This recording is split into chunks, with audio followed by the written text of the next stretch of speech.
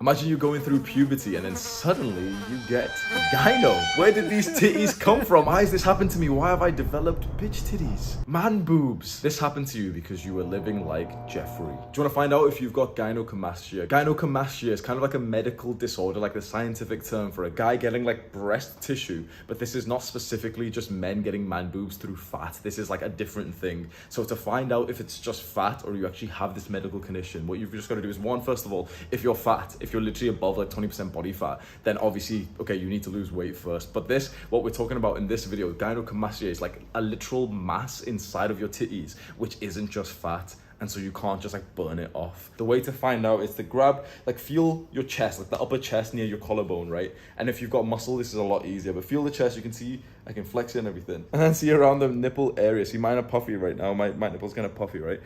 And what you can do is like, if you can grab mass right there and you feel like more of a solid inside of what you're grabbing right here on the nipple, you see that?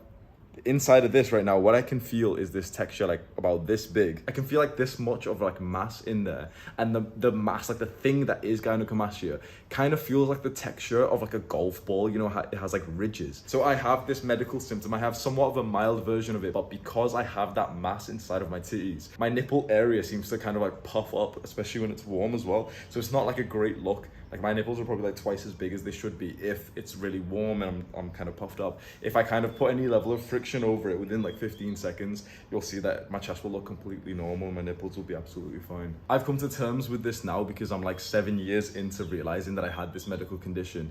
And I know that it's kind of a weird thing to talk about, and a lot of guys will like, you know, think this is cringe. Why is he showing his titties? But the truth is, bro, I've looked at some research. 50 to 65% of boys going through puberty experience some level of gynecomastia. For some people, it just seems to disappear. But for the unfortunate people amongst us, it seems to stay even into adulthood. I first noticed it when I was maybe about 15, 16. And like the first symptom that you'll feel is that your nipples start to feel like quite sensitive, quite like painful to touch. Even a little bit of friction will make, you know, you'll feel a little bit of pain, some kind of sensitivity there. And you'll start getting like pokey nipples that will like poke through your shirts, and it's really embarrassing. Your friends will fucking like, your friends will squeeze that shit. I'm able to like, you know, take it lightheartedly now, but it is actually, honestly, it was like the biggest insecurity of my entire life. It was like the biggest insecurity of my entire life. I've lived with this shit for like 7 years straight. I've gotten to the point now where it's like pretty much everyone who comes across me when it's puffy does like, no one really says anything. If anything, I kind of ask them, you know, sometimes I ask a friend like, bro, is it bad? Like, how does it look? Like, you know, I'm really insecure, and they'll be looking at it and be like, oh yeah, like it is a little bit puffy. But when you're going through this shit, and especially because it's such a sensitive area, and it's like, you know, it's your man boob, you're trying to be a man, you're trying to grow pecs, you're trying to look more masculine, and now you've just got like this weird fucking formation of titty mass. It makes you feel like shit. And so by now you'll roughly know whether or not you have gynecomastia. And the one thing I can say first, let's just eliminate the other thing that it could be. It could just be that you've got a high body fat percentage. So if you have, and be totally like, have humility here, because you can have a high body fat percentage without actually appearing like fat. When I was younger, I had a higher body fat percentage, but I was like skinny fat, so I was like skinny, but my body fat percentage would have been like 20, 22. You can be skinny but still have a high body fat percentage because you're a weakling and you don't have much muscle. So ask yourself right now, do you probably have a high level of body fat? Do you have a good amount of muscle? This is like step one. First, determine whether or not you even have it. And if you right now are pretty fat, forget about gynecomastia, remove it from your mind. Just fully think to yourself, okay, I'm fat, let me fix that first. I'd say that you should only think that you've got gynecomastia when you're kind of like slim, not just skinny fat, but more slim and toned. You've got a bit of muscle, you're not like fat anymore. And then you literally see some like titty mass, which is like not going away even though you're lean. I don't even have anything to add to this video, to be honest, man. I just sort of stood here. Cope. What is it, cope? You want me to just sit with my tits out? Yeah, bro's got bitch titties, bro. The thing is, Hamza has made me aware that I perhaps have a little bit of gyno. I'm genuinely just not insecure about it at all. I think I'd be a lot more insecure if it was like worse, but I don't think it's that bad. Yeah, it's not. And it's like, I only noticed it because Hamza pointed out, because his like prestige level 7 like gyno enthusiast, he knows every little bit of information about gynos. He's like, yeah, you got gyno, bro, one of us, like, and I was just like, yeah, whatever, bro, you fucking crab. It doesn't seem to like mentally affect you, and I'd say I'm at the point now where like I'm kind of used to it and I'm just living with it, and like it's the smallest thing for me where when I notice it's really puffy, I literally just give it like the old like little bit of friction and it just kind of goes away. for like 30 seconds. That's enough to secure your first impressions with someone as like as a non-gyno. So when you give it a little bit of friction, obviously the mass is still there, but it's kind of like when you put any level of friction on your nipples, they get like harder. So that's like a quick tactic that you can use. So I'm pretty much used to, like, for example, taking my top off in like locker rooms or anything, and just quickly kind of before I take my top off, or before I take my top off before I'm like with a girl, I kind of just give it the smallest level of friction. And I'm at the point now where I'm realizing, like, yeah, that's probably not even a good thing. I'd rather be totally present in the moment, especially in those intimate moments. You don't want to be thinking of this shit. But if you're a young man watching this right now and you've went down this rabbit hole thinking, okay, I've got gynecomastia and there's no cure for this shit apart from just getting surgery, and surgery is like really expensive and it's quite like a very intrusive experience. They literally cut open your nipple and like grab the fat mass out and like stitch it back up, and then you have like a weird looking scar and like your nipples look weird anyway. So it's kind of those where it's like you're fucked. If you've got this, you are pretty fucked. But there is like mindsets which I found are more beneficial than the actual treatments options available, because I fully had this nihilistic sense when I realized that this is something that I had, and I felt like shit, and I was, you know, watching YouTube videos and everything. Just fucking black pilled. Yeah, pretty much. You get like it's over for Corey Sol. You get like a sense of like hopelessness with this, because it's so sensitive looking more like a woman when you're a young man and you want to appear more masculine. And I can explain to you, you know, the scientific reasons for why this happens, and there's better videos out there into if you want to know about the scientific part of like estrogen and testosterone and all this. But I'm going to explain it in quite like a bro science understandable way that will reframe your mind about this entire thing. This happens to young men because we live more like women. When you live more like a woman, when you're more feminine and you're less disciplined and you're not doing the things, you're not living like how a man should, then of course you're gonna be more like a woman. And the way we live absolutely does change how we look. Of course it does. If you live like a man, if you do the things that increases testosterone, then your physique and even your face and every part about you will change and look more like a man. For a bunch of young guys watching this, bro, we've literally been living more like women. We've been coddled. We don't have like a sense of adventure. We don't have a sense of boyhood or an initiation into manhood. So this is the bro science explanation. A lot of people criticize it because it's not like, you know, truly scientific and there's like hormones that are involved, but it's like the easiest way to think about it. I have this, which looks feminine. It makes me look like a woman because I've lived more like how a woman should have in my, especially in those early developmental years. So let's flip it and let's do the opposite of that from now on. Let's become more masculine. Let's live more like men. Let's improve our testosterone levels. And you don't have to overthink these things. Literally just ask yourself, how can I live more like a man? Perhaps your mother's overbearing and she's making you into like quite a weak, submissive boy. And he's like listening to her and he's like arguing with her all the time. It's like petty shit. They're insulting each other. That happens a lot in like single mother households, and you know, it's an unfortunate reality of that. Maybe you have no challenge in your life. When I was watching this shit, right, there was no level of positivity. Everyone was telling me, yeah, give up. Either get surgery or shut the fuck up. That's pretty much every single video I watched on this, and I watched a lot. Like I was very obsessed over this. I remember there was this one particular time in high school where one of my friends fully pointed it out like loud. Like, oh, you can see Hamza's nipples through that shirt, and it's fucking embarrassing because I was already insecure of this. And then I started wearing like these tight vests, because if you wore like, you know, something underneath like an actual t-shirt, if I wore like a tight vest, it kind of like take away a bit of the point, so it would like poke out of shirts less. I remember that's when I started wearing like dark colored tops with some kind of pattern or, you know, like graphic logo or something that would kind of take it away. And I lived like this for a while. I fucking hated my life because of this. I felt really insecure. And this was about the time where we didn't have like sports as a class anymore in school. So I felt okay with that. You know, you get to like age 16, 17, 18 or something, and you're in college and you don't like, you're not forced to do it. Of course, like that's a good thing, but you're not forced to do it anymore. So I felt so insecure and so negative up until I just had this one idea, this positivity that came from weightlifting. And I literally just said to myself, okay, this is a medical condition. I'd already done some research. This is a medical condition. I can't change the size of like the weird mass that's inside of my nipple, right? I can change the size of the fat and everything, but the weird mass I can't change. And I just thought, okay, that mass that's making up this like weird nipply area is this big. It's gonna stay that big. What if I make my chest around it 10 times bigger? And that became my goal. That was a very, very important goal for me. Make your chest 10 times bigger, your chest muscles, your pecs 10 times bigger, because the gyno is gonna stay the same size, the nipple is gonna stay the same size. But what if my chest was just way bigger? That got me through some dark times, and I really wanna reframe your mindset now, because I felt like shit because of this. Chances are you're watching this, you feel like shit because of this. And now guess what? This is so weird to say. Developing this medical condition is quite literally one of the best things that's ever happened to me. Why? Because I've stayed committed to weightlifting all this time. I didn't have like the ability to not take gym and building muscle seriously because I felt like shit about my physique. So how weird is that I'm literally grateful for this medical condition that I was so insecure about, that I hated about myself so much, because now I have literally built my chest to be 10 times bigger. Right now I've not touched it at all or anything, so you can see there's a level of like puffiness. But if you saw my physique right now, I think for the majority of people, obviously we're talking about it, so your eyes are gonna go straight to my nipples, but I think the majority of people who see my physique would not like straight away look at like the nipples. You'd see the shoulder, you see the chest and everything. To be honest, I don't actually meet anyone who points it out, and of course, you know, some people aren't gonna point it out to be polite and stuff, but even like women I've been intimate with, even guys who are like good friends, even when I sort of bring it up to them, I'm like, oh yeah, I've got this condition and stuff, that they look at it and they're like, oh yeah, it is like a little bit bigger.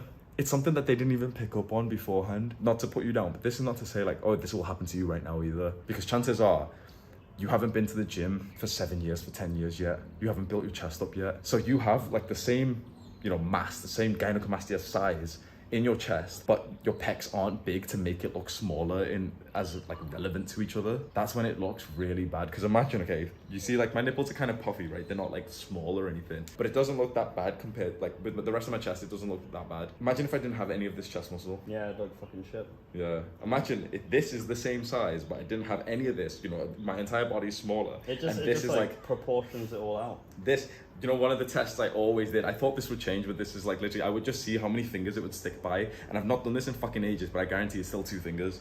Boom. Yeah, 2 fingers. The pokiness has not changed from the start. It always, obviously this isn't fucking scientific, but it would always poke out by 2 fingers exactly, and it's still 2 fingers right now. So the pokiness, like that, how much it sticks out, you know, how much it sticks through shirts is still the same for me as it always has been. You can't like change that unless you get surgery. But the difference is that the rest of my chest is way bigger. Again, like literally think about that, okay? The pokiness is the exact same, but my chest is bigger. Imagine if I didn't build this chest. Imagine if it fucking stuck out by 2 fingers, still to this day, without this chest, without the rest of the muscle that I've built. And I'm like a really skinny fat and everything, like this would stick out and this would be flat. Yeah. That looks like, you don't realize how bad that used to look. So there's different ways that you can go about this. Go and get surgery if you can afford it. If you like aren't opposed to it, go and get it. For some reason, it was never even a consideration in my mind, just because I've looked at like a lot of the surgery results, and I thought like it looks bad anyway. Now the nipples look weird as fuck anyway. So it's like, what was the point of it? My nipples look weird right now. I can go get a $5,000, $10,000 surgery and your nipples look weird once they've been cut up anyway. And I'm sure there's some like scientists or some doctors or something who don't make your nipples look weird afterwards, but it seemed to be kind of like a gamble. Like the real pictures, not like, you know, if you go onto like some hospital pictures, they'll kind of like show you what they look like. If you go onto like Reddit's page for gynecomastia, if you go onto like, you know, forums about it and you see people's like real transformation pictures from the surgery, you'll be like, hang on, that doesn't even look good at all. What the fuck? They've got some like weird, like dumbass looking nipple now. So it's not a win-win situation if you go for the coin flip. Yeah. And it's expensive. Yeah, I know. And you gotta fly to Turkey as well. You know something interesting which I just picked up on when you were talking? Obviously you perhaps developed gyno from being more like feminine in your developmental stage, but like indirectly you actually took on the masculine goal of building a bigger chest. Yeah. To get rid of your, like, you know, the proportions of the gyno. And with that, you actually began to tap into your masculinity rather than staying in this like very feminine mindset. Yeah, exactly. It's really interesting. The real science behind this is that there's an elevation, maybe correct me if I'm wrong, there's an elevation of estrogen, which is kind of like the female hormone, through puberty. So puberty is a very like fundamentally like important time for boys and for girls. And for a lot of people, their hormones kind of mess up because of the modern lives we live are so like messed up. And so for a lot of boys, they're not reaching the testosterone levels that they should be getting, and they're having an increase of estrogen levels because of things like, you know, we don't know how like true all this stuff is, but you know, things like pollution and plastics and like, oh, there's like estrogenic properties inside soaps and toothpaste and everything that we use, and like we're not eating foods that improve our testosterone, and all of us are sleep deprived, we don't have competition, we don't have masculinity. So of course there's like a hormone imbalance, and that's the real reason why you can develop this mass. But you can just reframe your mind instead of having to think specifically of like this weird complicated thing of like, wait, there might be like plastics and you know, this and this. Just think to yourself, okay, live more like a man. Yeah. Stop living like a woman. Like if I could go back to younger Hamza, the way that he was living when he was like 15 years old, literally just sat there like existing. And that's no disrespect to women or the feminine, but the feminine energy is all about the sort of existence and the appreciation and like the flow of love and the present moment. The masculine is all about desire to goals and make progress and to achieve and conquer and accomplish. And I had none of that because I was siphoning all of my masculine goal striving energy into video games instead. So I wasn't achieving anything in real life, and I was like very low down in the social hierarchy. I was getting bullied, I was getting made fun of. I didn't attract any girls. I wasn't like, being flirty with girls. I was staying so reserved and just watching porn at home, eating shit food full of sugar. When I got to age 18, then I drank a lot of alcohol, which obviously made it worse. Alcohol very heavily reduces your testosterone, and especially things like beer literally have like estrogenic properties in them anyway. So you're watching this right now and you feel this sense of like nihilism and you're very embarrassed of how you look. Have that exact same mindset that got me here. The gynecomastia, like the mass inside of it, cannot change. What you can change is to make your chest way bigger and also to make it leaner. Get into that bodybuilding lifestyle, and I'm not talking professional bodybuilding where you've got to wear speedos and like perform on stage, but get into the weightlifting or calisthenics. Build your body, build like an aesthetic looking chest, because with a bigger chest, bigger pecs, which you'll develop through weightlifting and calisthenics, through resistance training, it's just the mass of gynecomastia is going to look smaller in comparison. Make that one of your goals. And also as like a side quest, think to yourself, okay, live more like a man, stop living as much like a woman. There's a reason why you've developed this, and it's so easy for all these like sophisticated motherfuckers to tell you, well, yep, it's genetics, so there's nothing you can do. I fucking hate that like little wimp thinking of like, oh, but it's genetics, so that's that. That's complete and utter like wimpy thinking of like, yep, it's genetics. No. How about we take some control for this? How about we don't say it's genetics? How about, yep, it's because I was living more like a woman. Yep, because I wasn't living like a masculine man should be, like a young man should be. Now we have control. Now we have a level of strength about it. And I think that's so important to like not give up hope. I think the power of belief is really important, guys. And I think if you do tap into your masculinity, which is something which is a big theme of what I'm doing on this trip, you are absolutely going to benefit in every possible way. You're kind of nothing without goals and purpose. I used to describe myself very often as flowing down the river of life, just living day by day, and like we'll see what happens, see where I end up, guys. That's really fun. I used to think I was like really quirky, but it's actually fucking sad. It's really, really, really feminine. I've started to set some goals here, and I've never felt more fulfilled and more purposeful, more productive, and more happy in my life. And again, very interestingly, like Hamza indirectly started to tap into his masculinity very early on by setting that goal of like, oh yeah, I want to get rid of this fucking guy now. I want to like have a nice aesthetic chest, so it's like more proportionally accurate. And I think that's step one, guys. I think if you want to tap into your masculinity, fucking turn your phones off, turn every bit of stimulation off, and stare at your fucking wall for like 2 or 3 hours, however long it takes, and think about what the hell am I doing here, and what do I want to achieve in the next X amount of time. You have many different goals you can set. You can set goals for today, you can set goals for a week, you can set goals for 5 to 10 years, which is very powerful, by the way. But for the love of God, if you don't have goals, don't get it twisted, you're still a boy, you're not a man.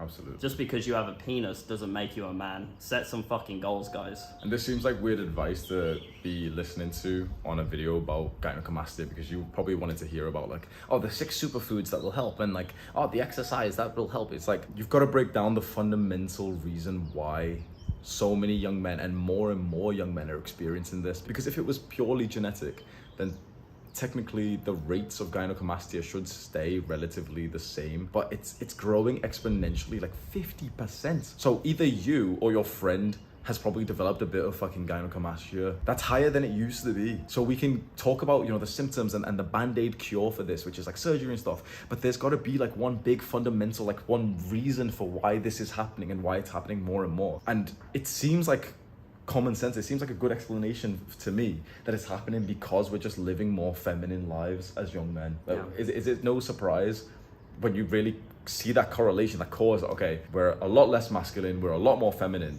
and so we look more feminine and less masculine. Is that not fucking common sense that this is why it's happening? And some people really criticize this way of thinking, and they're like, no, it's genetics and it's this and it's scientific shit. But it's like, it's as simple as that. If you do more masculine shit in your life, if you live more like a man, if you eat like a man, if you train like a man, if you surround yourself with like actual men and not like little fucking wimpy boys, men who have got goals and desires, who are putting in some work, who are disciplined and purposeful, you can't help but automatically start looking more masculine. Yeah, talk about a beard as well. Yeah, this is something I've gotten like hate for. I've said this previously on like a live stream. Your beard, your ability, like I had a full beard, but I've shaved it off and everything. But your ability to grow a beard, I don't think it's genetics like everyone else says. You certainly have this genetic kind of decision whether or not you have the ability, that like, you know, absolute potential. Could he have a beard or could he not? This is checked off at birth, and it's like, okay, he has the potential to grow facial hair. Some people just simply don't have the potential to grow any kind of facial hair, fair enough. But the majority of men actually have the potential to. But the majority of men aren't being able to grow, especially till like later on. You know, you hear stories about like our father's generation. Those motherfuckers had beards at like age 16. Now we're getting to like 25, and that's when like a lot of men our age is like starting to get the smallest amount of stubble. Why? I said before on a live stream that the reason why is because we're not taking responsibility. If you take responsibility, you will get your beard. And that seems so wishy-washy, so bro science-y. Still to this day, I'm proven right by everyone I meet. You live more like a man and you start growing more facial hair. This is the most you've ever been able to grow, and you didn't shave that long ago. Yeah, I shaved about 5 days ago. You didn't grow this much usually, did you? No. I've always had like a shitty little patch here, and then like some like pussy little, you know, prepubescent hair there, and like literally some like straggly hair. Yeah. It's coming through. And why do you think that is? You Definitely, know, like genetics. Were you just genetically supposed to get it at this age on this month, or was it activated because you've been living literally like a man recently? So now you're starting to look more like a man. We've been doing ridiculously masculine stuff. I think another good thing to tap into your masculinity, guys, is just living just beyond your edge of comfort. Like, comfort is absolutely the killer of man. And if you live every single day constantly just beyond your edge of comfort, I've been doing very uncomfortable things here, you will become more a man. And those things which you found uncomfortable, not so uncomfortable anymore, and you continue to progressively overload that until you are literally a fucking gorilla. You are a warrior. I love that saying. That's from Way of Superior Man. Yeah, it is. I've been reading The Way of Superior Man. I've mentioned that book honestly 15-20 times in the last few videos. If you haven't gotten it already, like, you don't understand how much I've been pushing this one book onto you. If you've watched this far of the video, if what we're saying really relates to you, there's a book titled The Way of the Superior Man by David Dida. It's an absolute, like, full on, like, it's the book that I've probably recapped the most right now. Like, I go through the chapters again. It's literally like a blueprint for masculinity and manhood, and you don't even realize how wrong you've been living up until you read that book and you're like, oh shit, so that's why that was happening. So that's why I was a little bitch. So that's why I was so feminine. I've been so feminine for my entire life because we didn't even know what masculinity even was. You've never had someone even tell you that before. You've never had someone even tell you what feminine energy is. We just kind of guess, and we say like the socially desirable answers. Oh, masculinity is strength and power, and it's honestly, it's kind of like, it's a bit of a stereotype that, like, oh, I don't understand women. Like, oh, women are just so hard to understand. Yeah. And it's like, yeah, you can fucking learn. Yeah, you absolutely can learn. Obviously, like, some shit is just gonna be like quite bizarre, and like, you know, you don't have to understand everything, but like, you can absolutely understand the differences between masculine energy and feminine energy. There's so many good quotes and so many great chapters in this book, and one of them that Sam just said is that you as a man should always live just beyond your edge, your comfort. It's kind of stereotypical to talk about on YouTube, and a bunch of YouTubers have spoke about this, but there's a big reason why. Like, you don't even realize that you watching this, like, I'm literally speaking to you have been living in comfort. You know, it's so easy to think, oh yeah, you know, the majority of men, 90% of men have been living in comfort, 90% of men are unattractive, most guys are feminine. Bro, you have been living in comfort. I have been living in comfort. Dumbass plane, bro.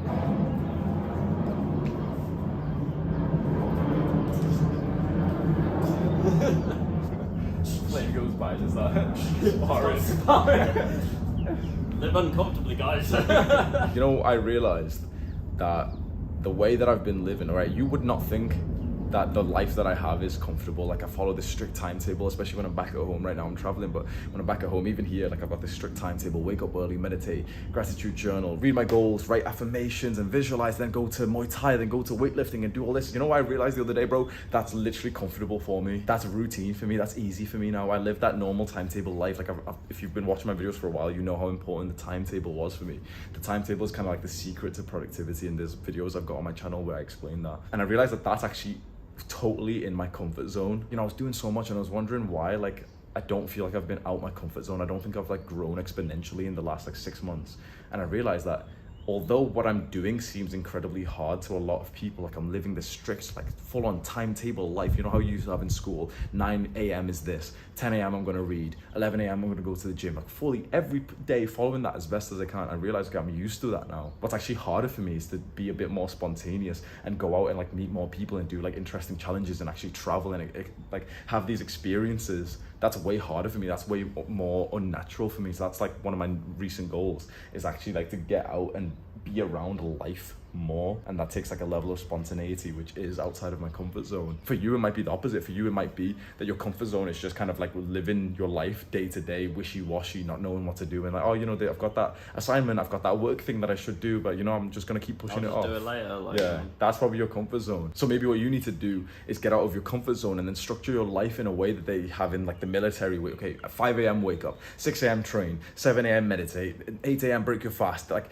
living this regimented life. Maybe that's outside of your comfort zone, and that's where you would grow. It's very important for you to be introspective and actually consider what you're hearing here. It might be one of the first times you've actually been inspired to like be more masculine, because you don't hear this shit in schools or in politics or like most social media pages. As I said, guys, just beyond your comfort zone, you live there, and eventually just beyond that comfort zone actually becomes comfortable for you, and then you need to continue to do that. As Hamza preaches very often, guys, sacrifice must be progressively overloaded, otherwise you won't grow. Hamza's living like a highly productive routine, which a lot of us would think like, oh my god, this guy is such a sick, but like he's proven now to himself and to everyone else that he's capable of that, and the return on investment is actually getting like lower and lower. There's like diminishing returns on that. So constantly just being introspective and like what do I need to do right now to grow as a man. It's very important that you continue to be introspective and constantly wake up, obsess over your goals. Why am I doing this? Should I be doing this? X, Y, you know, constantly. This is in such an interesting indirect way to overcome an issue like gynecomastia. Like I keep having to say in this video, like, I know that you clicked on to hear about like, oh, man boobs and how to stop man boobs, and you watch those fucking cringe, I hate those motherfuckers, bro. Those cringe YouTubers who have done those like little videos of like 6 exercises for man boobs and like, oh, just do this. I hate all these YouTubers who have made a video on gynecomastia because, or like man boobs and stuff, because they're literally doing it for views, and they're just telling you the basic shit that they've read of like the Healthline website, you know, the first link on Google, which is like, oh, gynecomastia can be caused and you need surgery. It's like, don't fucking give up. Like if you want to get surgery, fair enough, but for some reason, like we've all got our reasons, but the majority of young men, we're not really considering it. It just seems like too far out there. It's quite expensive, and like even for me, like not to sound like a dickhead, but the money's not really that significant for me. My incomes are very, very like in a nice place right now, but even then it's like I'm not really considering it. It just seems weird. God damn, bro. I was trying to hold in the cough. Dude's just crying, living at the edge of your comfort zone. Yeah, I was living at the edge of my comfort zone with that cough. Oh yeah, I lost where I was at, bro. You were talking about how rich you are.